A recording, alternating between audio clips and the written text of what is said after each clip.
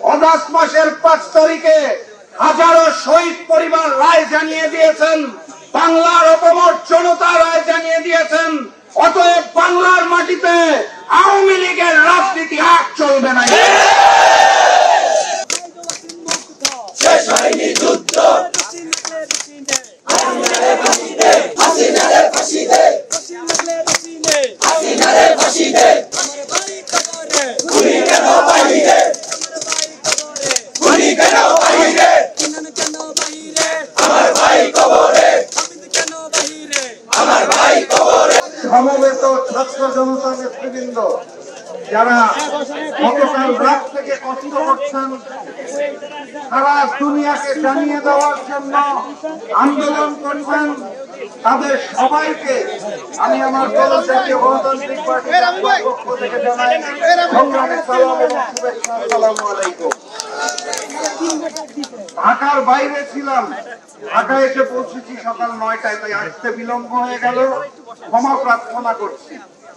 আমি আজকে এই জায়গায় দাঁড়িয়ে আপনাদের সকলের সাথে আমার দল জাগবার পক্ষ থেকে সংহতি প্রকাশ করছি এবং স্পষ্ট ভাষায় জানিয়ে দিচ্ছি, বাংলার মাটিতে অগাস্ট মাসের 5 তারিখে ফ্যাসিস্ট শেখ হাসিনা, শেখ পরিবার এবং আওয়ামী লীগকে এই বাংলার জনগণ চিরতরে নিষিদ্ধ ঘোষণা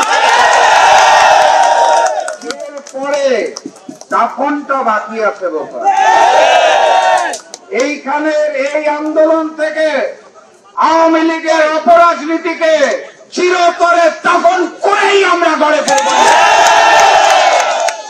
ওই ফ্যাসিস্ট শেখ হাসিনা রাজনীতি করতেন না, ভারতের চিরকালীন মুখ্যমন্ত্রী ফ্যাসিস্ট শেখ হাসিনা ভারতের জন্য কাজ করতেন। সেটাকে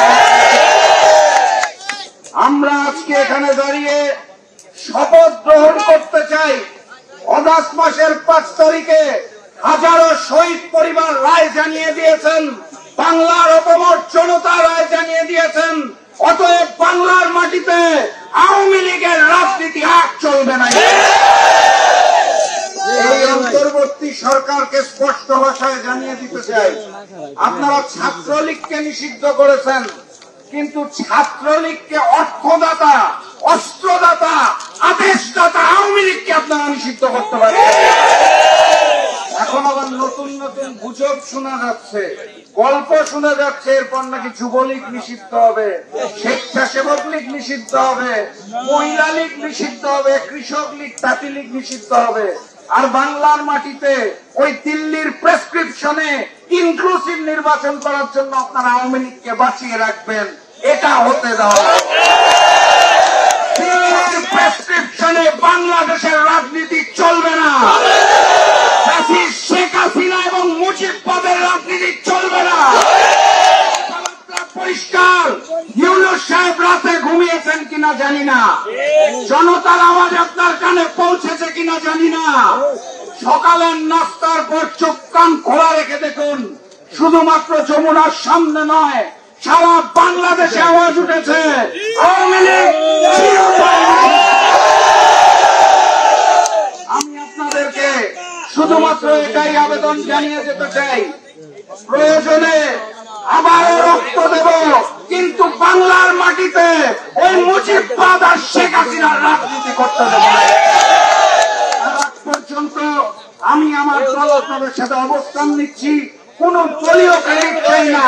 আবারও ওই ঐক্য হবে, ছাত্র জনতার ঐক্য হবে ইনশাআল্লাহ। সেই দিনের স্বপ্ন রেখে আজকের মতো বিদায় নিচ্ছি। শুধু শেষ কথা বলতে চাই, যেই নৌকা ডুবেছে সেই নৌকাকে আর উঠতে দেব না। বিজয়ের পথে যাত্রা শুরু, জীবন অথবা মৃত্যু। আসসালামু আলাইকুম।